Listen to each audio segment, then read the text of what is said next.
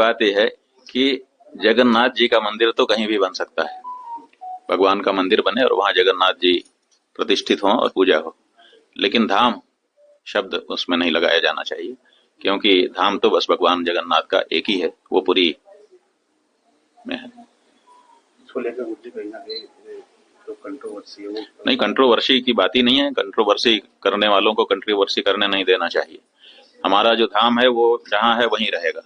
हाँ, भगवान तो सर्वव्यापी हैं, कहीं भी उनको प्रकट करके पूजा की जा सकती है, तो जगन्नाथ मंदिर बनाएं और उसमें भव्य विस्तार दें, उत्साह से लोगों की पूजा अर्चना करवाएं, इसमें उनका अभिनंदन है।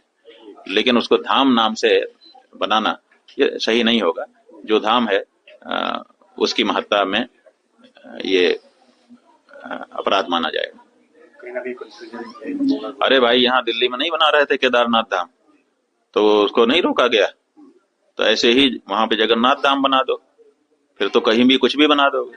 आज जगन्नाथ धाम बना रहे हो, बाद में फिर उड़ीसा को बंगाल में ही आप ले आओगे, क्या यही उड़ीसा है? ऐसे कैसे हो जाएगा? उड़ीसा तो उड़ीसा की जगह पे रहेगा, जगन्नाथ धाम की जगह रहेगा। हाँ, भगवान सर्वव्यापक है, इसलिए भगवान को कहीं भी प्रकट करके उनकी पूजा कर सकते हो। तो जगन्नाथ जी की पूजा आप बंगाल में करो, कोई आपत्ति नहीं है, बल्कि अभिनंदन है, लेकिन धाम शब्द उससे हटा देना चाहिए।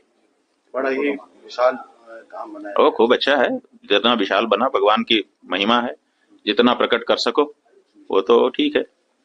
भगवान की महिमा तो अनंत है ना, तो उसको तो जितना भक्त कर पाता है उतना करता है, लेकिन उसको धाम नाम देना ये उचित नहीं। सरकार को ये धाम का। हाँ, हमारा यही अनुरोध है कि जो लोग भी उसमें सम्मिलित हैं, वो सरकार हो या वो वहाँ का कोई ट्रस्ट हो या कोई लोग हो, तो उन्होंने जो ये भव्य मंदिर निर्मित किया है, जैसा कि बताया जा रहा है, उसके लिए बहुत अभिनंदन है उनका, और बहुत अच्छा काम कर रहे हैं वो। लेकिन वो जगन्नाथ धाम शब्द न रखें, बाकी दूसरा कोई शब्द चुन लें अच्छा सा।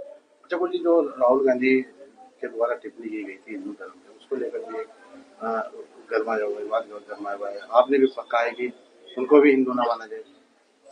बात यह है कि कोई कहे कि मैं मुसलमान हूं लेकिन कुरान की निंदा करे, क्या वो मुसलमान रह पाएगा? कोई कहे कि मैं ईसाई हूं लेकिन बाइबिल की निंदा करता हूं, बाइबिल में वो गलत, बाइबिल की गलती निरूपित करने लग जाए, क्या वो ईसाई रह पाएगा?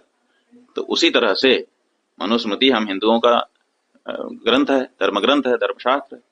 अगर उसके बारे में आप गलत कह रहे हैं और उसको दूसरे का ग्रंथ बता रहे हैं, अपना ग्रंथ नहीं बता रहे हैं, तो आप कैसे हिंदू हो सकते हैं? तो आपको जो आप हैं वही होना चाहिए।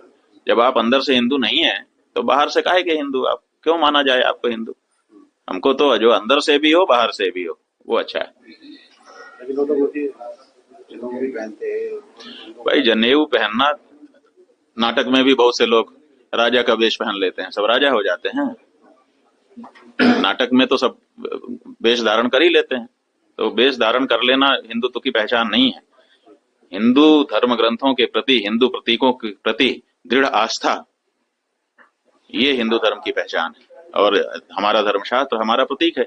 उसके प्रति जब तुम्हारी आस्था नहीं है तो तुम कैसे हिंदू हो सकते? केवल बाहरी गेटअप सेटअप से, वो तो नाटक में भी पहन लेते हैं लोग। आपके द्वारा भी एक पत्र आ जाएगा। अरे भाई ठीक है, कोई भी करेगा, कोई भी जो सनातन धर्म का व्यक्ति होगा वो इस बात का विरोध करेगा, कर रहे हैं लोग। पहलगाम की घटना कैसे देखते हैं? पहलगाम की घटना बहुत ही हृदय विदारक है, क्षोभ में डालने वाली है, चिंता उत्पन्न करने वाली है, और ये सब भावनाएं पूरे देश में व्याप्त हैं इस समय। जल्दी से जल्दी हम चाहते हैं कि हमारे देश की सरकार प्रत्युत्तर दे। जिन लोगों ने भी ये कार्य किया है उनको एक तगड़ा जवाब मिलना चाहिए। यात्रा से लौटकर आएगी, किस तरह की व्यवस्था? इस समय उत्तराखंड में ग्रीष्मकालीन 4 धाम की यात्रा आरंभ हो चुकी है। अक्षय तृतीया के दिन यमुनोत्री गंगोत्री के पट खुल गए, उसके बाद क्रमशः केदार और बद्री जी के भी पट खुल गए हैं। चारों धामों में बहुत सुंदर वातावरण इस समय बना हुआ है। वहां पर जो लोग आ रहे हैं श्रद्धालु, उनको बड़ा आह्लाद और आनंद, आध्यात्मिक आनंद मिल रहा है, और यहाँ की जो सरकार है, जो कमेटियां हैं, वो भी सबकी सेवा के लिए तत्पर दिखाई दे रही हैं। अच्छे, स्वास्थ्य अच्छा।